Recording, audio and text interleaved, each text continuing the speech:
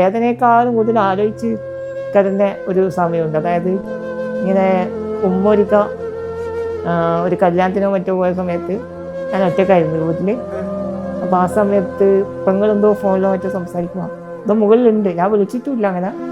അപ്പം വന്ന സമയത്ത് വരുന്ന നോക്കുന്ന സമയത്ത് എൻ്റെ ശരീരം മൊത്തം ഉറുമ്പ് കയറി, ഫുൾ ഉറുമ്പ് കയറി, ഫുൾ എന്താ പറയുക തുളച്ചെടുക്കാന്ന്. ഞാൻ അത്രയും വേദന സഹിച്ചു. ആദ്യ കാലത്ത് ഒറ്റപ്പെട്ട ഒരു സമയം തന്നെയായിരുന്നു ആദ്യത്തെ ഒരു കാലഘട്ടം എന്ന് പറയുന്നത്. ഇപ്പം എല്ലാത്തിനോടും ഒരു പൊരുത്തപ്പെട്ട് തുടങ്ങിയെന്നുള്ളതാണ്. ആദ്യം ഞാൻ എൻ്റെ ജീവിതം അവസാനിപ്പിക്കാൻ വരെ നോക്കിയൊരു സമയം ഉണ്ടായിട്ടുണ്ട്. കിടക്കുന്ന സമയത്ത് കുറേ സമയം ഒരു 2 മണിക്കൂർ കിടക്കുന്ന സമയത്ത് വീണ്ടും ഒരാളെ എന്നെ തിരിച്ച് കിടത്തണം. അപ്പോൾ അത് എന്നെ അണിയിച്ചിരിക്കണം, പിന്നെ എന്നെ ബാത്റൂമിൽ കൊണ്ടുപോകണം. അങ്ങനെ പ്രഭാത കാര്യങ്ങൾ ചെയ്തു തരണം.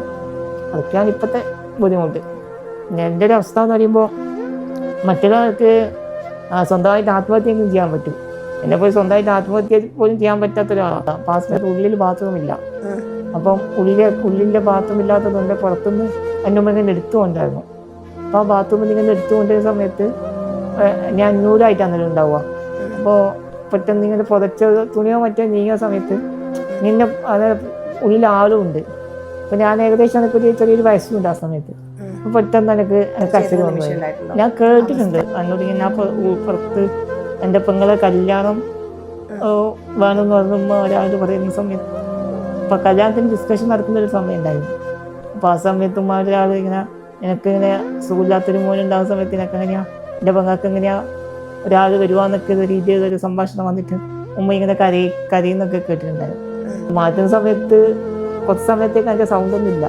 ഏകദേശം 1 മണിക്കൂർ എനിക്ക് സൗണ്ടില്ല. ശ്വാസം കിട്ടി തുടങ്ങി ചെറിയ രീതിയിൽ, പക്ഷെ സൗണ്ടില്ല. അപ്പോൾ എനിക്ക് ആ സമയത്ത് ഏറ്റവും കൂടുതൽ വിഷമമായത് എനിക്ക് ആകെ സംസാരിക്കാനൊരു കഴിവാവുള്ളൂ. അതും കൂടി നഷ്ടപ്പെട്ടോ എന്ന് ഒരു പേടിച്ച് ഒരു മുഖത്തായിരുന്നു അത്. പിന്നെ എന്താണ് പൊയ്ത്ത് നാറിയെ ചാവൂ എന്ന് പറയുന്നു ഒരു മെസ്സേജ്.